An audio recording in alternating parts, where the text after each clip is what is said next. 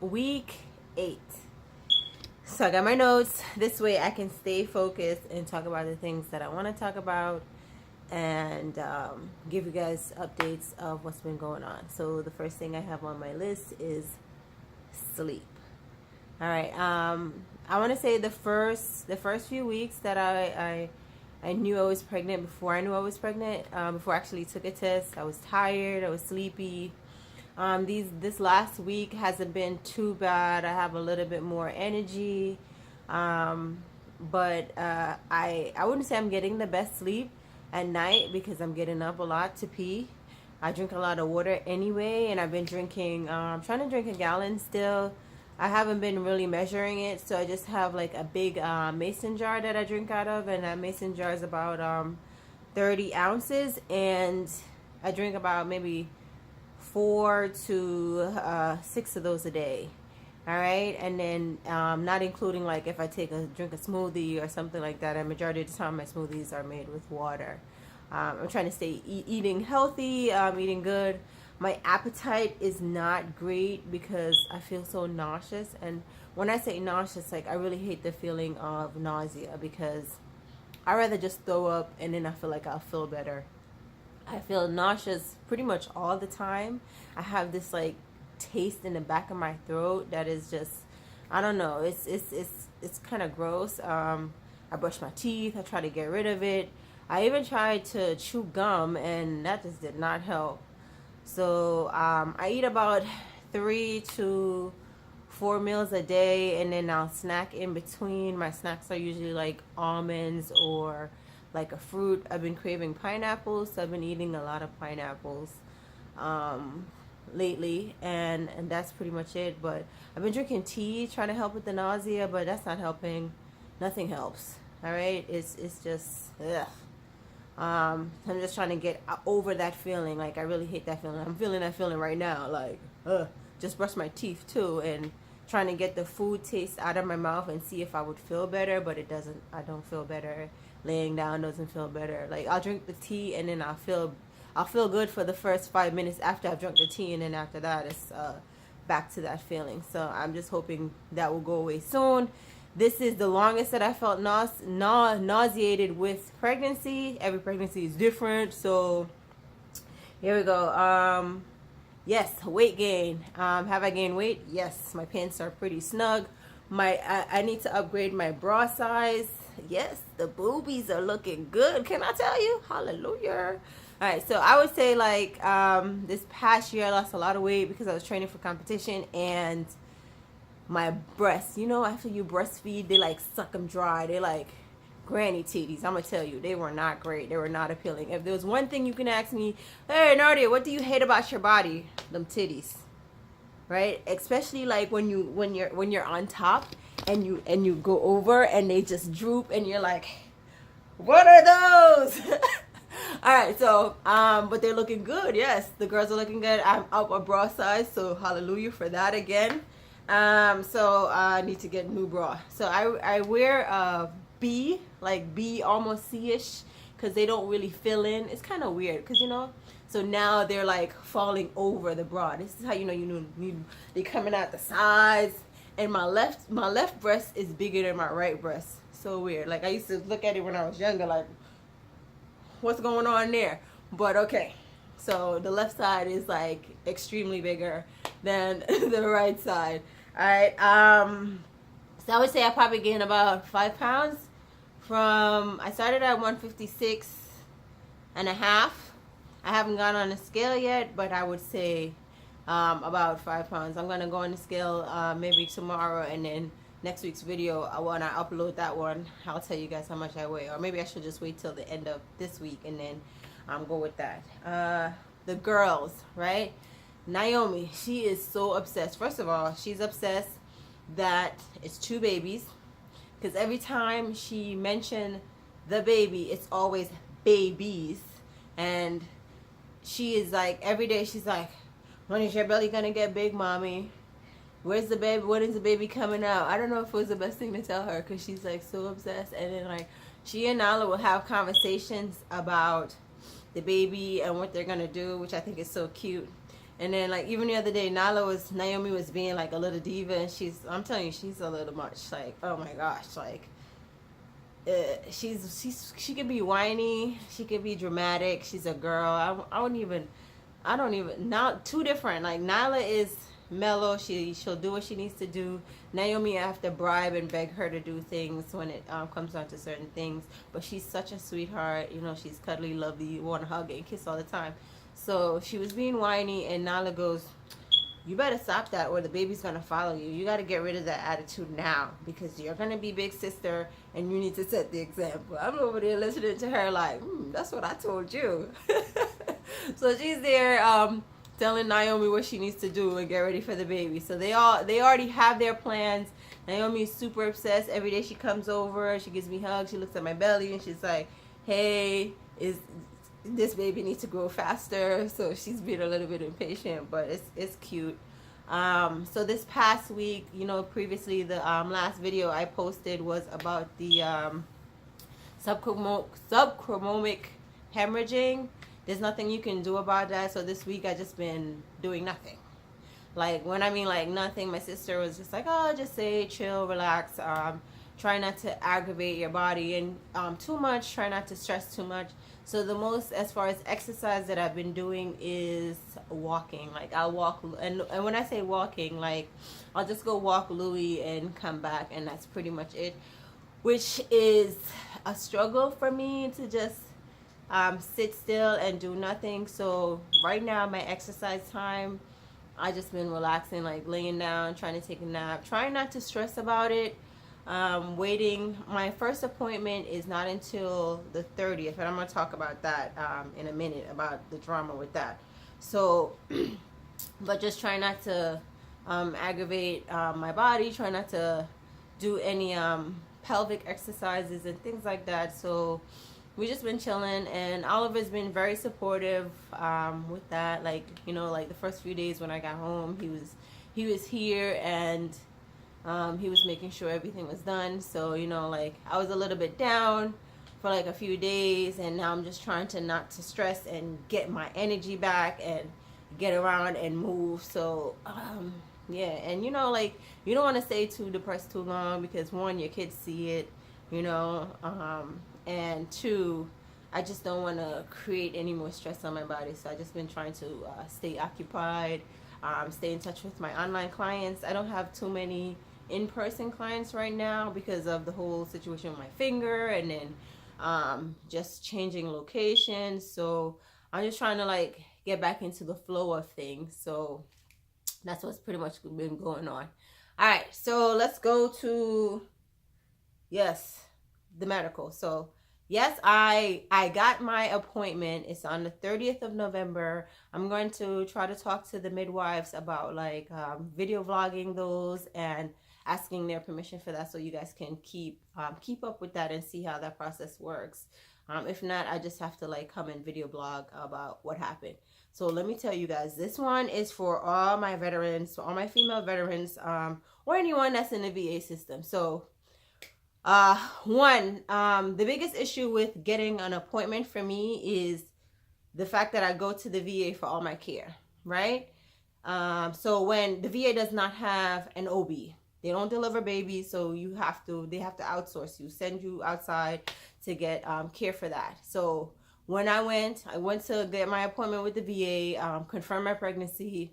Now I had to wait for community care, the community care department, to set up an appointment with an OB. The lady called me from community care. I didn't get her name. Shame on me. Because I usually like try to get people's name, write it down, but it was such a quick conversation. She was like, "Oh, Miss Cunningham, I'm calling you for community care at the VA and about your OB." So when I had a conversation with her, my conversation was more like, "Hey, I don't want to see a male doctor this time. My first two kids, Nala and Naomi, I had a male OB. At the end of the day, neither one of them delivered the baby. You know, Nala ended up being delivered by a female midwife at the hospital, and then my sister delivered Naomi. So I just felt like this time I just wanted to try a female experience. My gynecologist is a female. I've been with her for 10 years. I love how she's relatable. So I'm like, okay, I want to do that this time. So I said to her, I wanted a female OB, and if possible, if they had the midwife program, if they can get that, and I want somewhere close to my home because I want to drive far. Like both times, I was in the same city that for Naomi I had to drive like 20 minutes. I just didn't want to. Let me go back. For Naomi, I had to drive 20 minutes for my doctor's appointment, but for Nyla, it wasn't that bad. We were in the same city as the doctor. So, and it was pretty much, we didn't know much about the whole community care, and we're just going to take what we get, right? So I told her those three things, and she said, okay, fine. I got a call from Women's Health, right? Women's Health is the best at VA East Orange. So she called me and she told me, different person now, called me and she, you know, went over everything with me and said she's going to follow me throughout the whole pregnancy, blah, blah, blah. Great. Next thing I know, next day, I got a call from St. Peter's, which is the hospital down the street from me. Good hospital. I take my kids there anytime we had like an emergency and go there. So go to St. Peter's, called me and they were saying that they are a teaching hospital, and when you come for your appointment, one, you're never going to see the same OB, and then two, it could be man or female, and none of those things that I wanted. I'm sorry, but you're not playing in my vagina. There's certain things that I feel like you need experience for, and even though they have an attending, majority of the time you don't see an attending, because I've dealt with that at the VA already, where I've gone to the VA and the resident come in, and that's who I speak to, and it's a terrible process because one, they don't know your medical history, so now I have to give them the entire rundown of what's been going on with me for however long I've been having the issue. And then two, like the majority of the time the attendant don't come in, they go in there, they go tell the attending what's going on, and then they come back in there and say, okay, great, you're good to go and whatever. I dealt with that with my feet, where I had an incident where I had the wrong steroid doses injection, where I got the injection from the VA, got home, couldn't walk. I mean, like literally, like my foot wouldn't move. I couldn't stand up. Oliver had to pick me up and take me back. Another incident this past year, earlier with my finger was messed up. Every time I went there, I saw a different resident, and the attendant never came in. Even when I demanded for him to come in, he was like, he didn't need to. I had to go back to the ER to demand an x-ray for my finger for it to be assessed that it was still broken after he did the surgery. So I'm like, I'm not gonna do this with my pregnancy, because I think sometimes people tend to forget that you're this is a life and death situation where you're carrying another person inside of you, and I want the best care. So one, I don't want a resident. I'm not saying that being new to certain professions that you're not good. It's good. Go politician. I think sometimes you should have new blood. Yes, but now when it comes down to my medical care, I feel like experience does better for me, right? It gives me a better sense of security.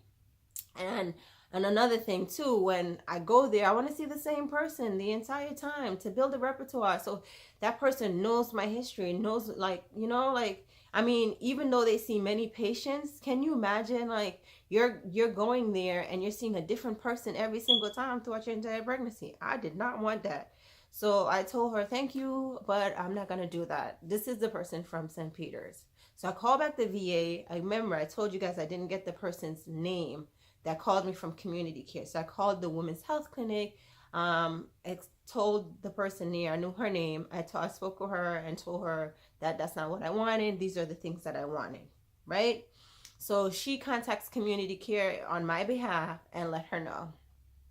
So the next day, St. Peter's called me back, but this is a different part of St. Peter's, saying that it's the women's clinic and they have advanced nurse practitioners there, and you can see them if you're low risk, and you don't need to see the MD. So she went over this questionnaire with me. She said, okay, good, you qualify. I'll call you back on Monday and let you know what they say. So, okay, I'm thinking the VA, not, because I had spoken to the person from the women's health clinic and she told me she was going to call community care. I'm thinking this is like all because of her actions, like why St. Peter's called me back, not knowing that they just called me back out of nowhere, right? So they called me back on Monday and she was telling me about their midwife program instead of the nurse practitioner, because remember I had asked for a midwife as well. So she was like, okay, you can do the midwives and it's women. And I'm like, okay, great. That's awesome. I would love to do that. So I tried to make the appointment. It wouldn't go through, right? They did not have the paperwork from the VA. So now I call back the women's health clinic. The person I spoke with, Latoya, she was not there. So I said, okay, let me just call community care straight, because this is who has to authorize my care. Call community care and got in touch with someone. Her name was Ingram, right? And when I call this person, can I tell you, as soon as I got on the phone with her, she went hostile out of nowhere. I told her who I was and she goes, oh, Miss Cunningham, I already have your appointment for November 16 at Dr. such and such. Hold up. Dr. who? So I said to her, that's not what I want. One needs a male doctor, and I'm calling you about St. Peter's. They say they have a midwife program. She's like, I'm not going to do that. You're going to take what I give you, whatever the VA is going to give you. And if I want to pick and choose, I should go find private care, private insurance, and go use my private insurance and let that pay for my LB. And then hangs up the phone on me. Can I tell you, I was highly pissed. I was like, hold up. Excuse me? Mind you, I've only spoken to this lady once before. Any other time anyone spoken to her on my behalf was the women's health coordinator for that, which was Latoya. I never spoke to this Ingram person. And if she was the person I spoke to the first time when they called me from community care, she would have remembered what I told you in the first place. And then you're going to tell me I'm going to take what you give me. No, I'm not. First of all, I'm able to choose what doctor I want to see. You're not going to choose what doctor for me. And then she went ahead and made the appointment. And this is news to me, right? So, and then on top of that, this chick hung up the phone. Can I tell you I was pissed? I was so freaking hot. I wanted to jump in my car and go up there and be like, bitch, hang up the phone now. Here I am, in her face, right? That would have been the old me. So I was like, you know what? Let me breathe, because I got to go get my kids anyway. But I called patient advocate. I'm not playing with the VA. You're not going to disrespect me.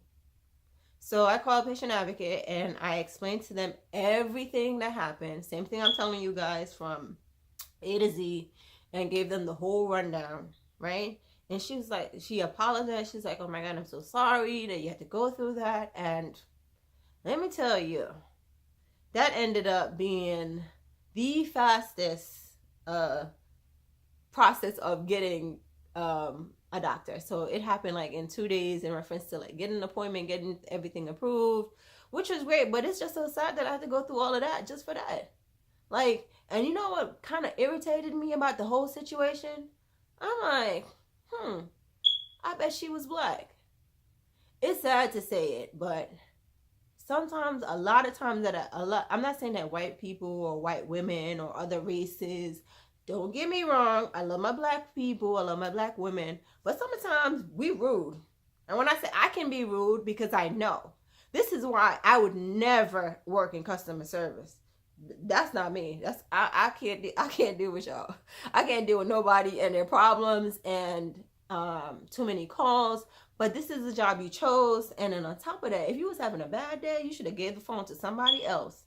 But you straight up disrespect me and hung up the phone on me rudely. Click.